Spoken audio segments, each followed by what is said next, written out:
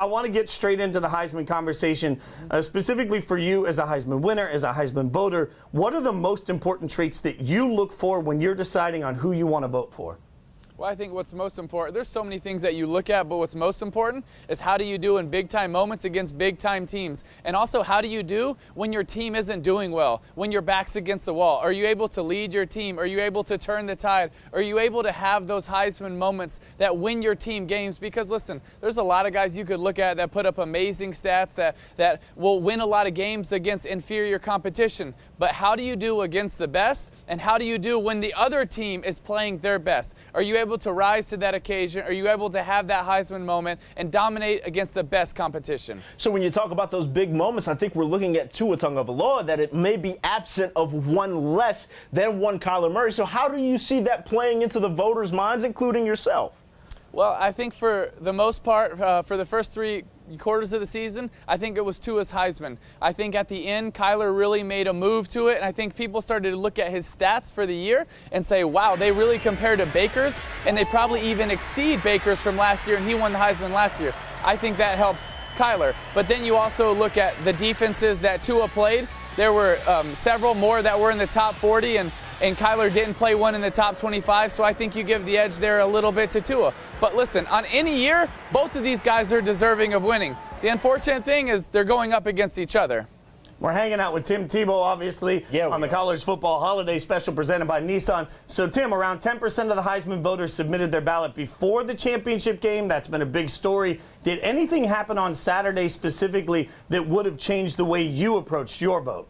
I think it impacted absolutely, because you got to evaluate. In championship games, they mean more than anything else. So yeah, while you can look at their big games in the regular season against LSU for Tua and against Texas for Kyler, you have to look at the championship games because they just mean more. It's a championship game for a reason. And so for the voters that voted early, it's just truly and sincerely, I'm very disappointed in them. And for anything, even if you know who you're voting for, just wait. Just wait and see how they finish. Do they finish strong? Do they finish with a bang? Because it's just ridiculous to vote early. What, you can't make the time?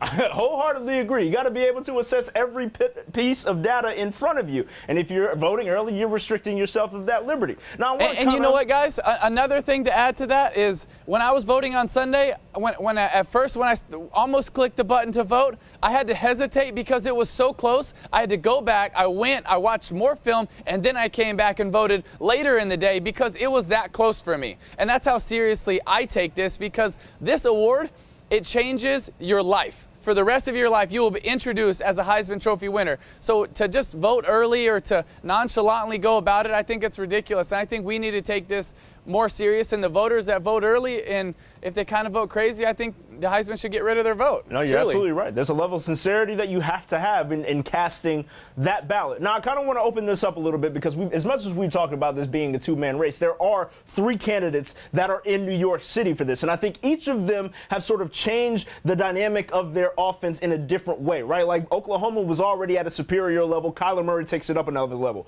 Tua Tagovailoa is in a special case because of how we always thought Bama was just down a quarterback, and he goes in and changes the entire dynamic of the team, essentially. And then you got Dwayne Haskins, who has essentially the best quarterback season since Drew Brees was playing in the Big Ten. So how do each of those dynamics play into voters sort of assessing these quarterbacks when it comes to Heisman voting?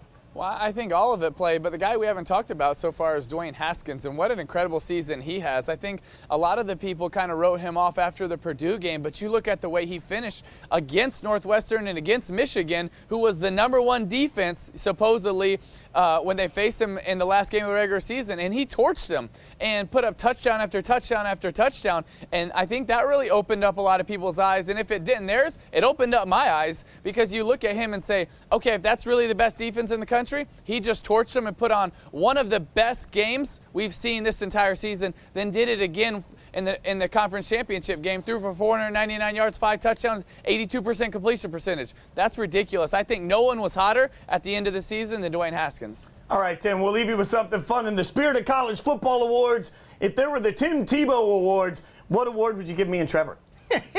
Oh my goodness! What award would I give you guys? Best I would definitely. I'll give you the Spirit Award for just. You feel like you're in the mood. You're festive. You're ready to go. You're excited. Okay, I like that about you guys. Take that. Man, Tim, we appreciate that. it. Thanks so much for your insight. Appreciate you joining us, brother. Absolutely. Thanks, guys. Be well.